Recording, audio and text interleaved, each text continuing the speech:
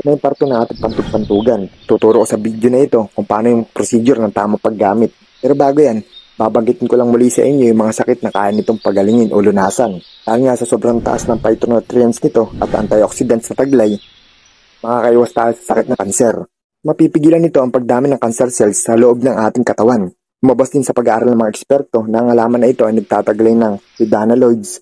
Ito ay natural na chemical para maging immune yung katawan natin upang nasa ganun ay may laban tayo sa cancer cells.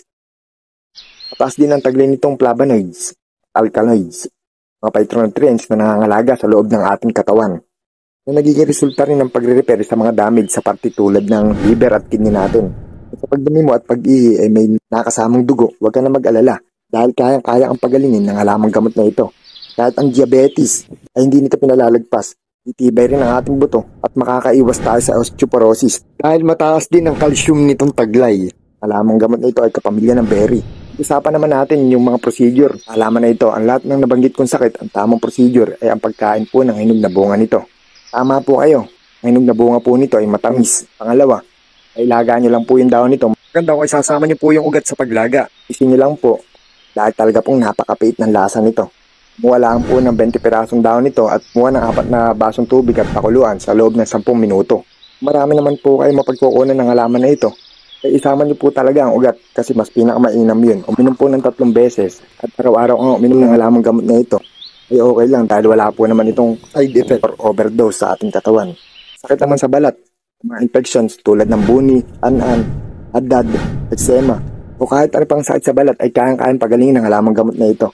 Magdikdik lang ng dahon at pakatasin ng dahon nito at kapag kumatas na ay ikuskus sa parting na pinsala o yung mga part ng balat natin na na-infeksyon. Hayaan lamang ito at huwag ng banlawan.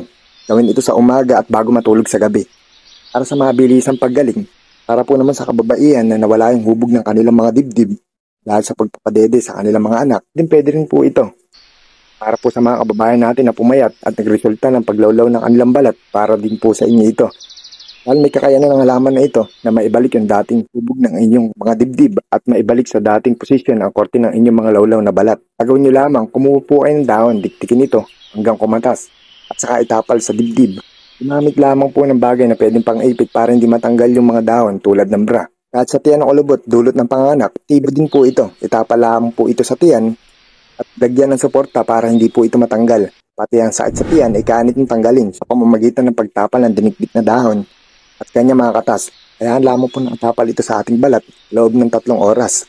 Mas maganda ay hihigit pa sa 3 oras dahil nga sobrang pait ang dahon nito. Ginagawa po nitong puksay ng mga bulati sa loob ng ating tiyan na nagsasangi ng ating pananakit ng mga tiyan. O diba hindi mo akalain na ang isang damo ay talagang napakadaming benepisyo o napakadaming pakinabang. Para po sa ilang minutong dagdag kalaman, muli ako po si King San Juan. Good day po sa inyo lahat. God bless po.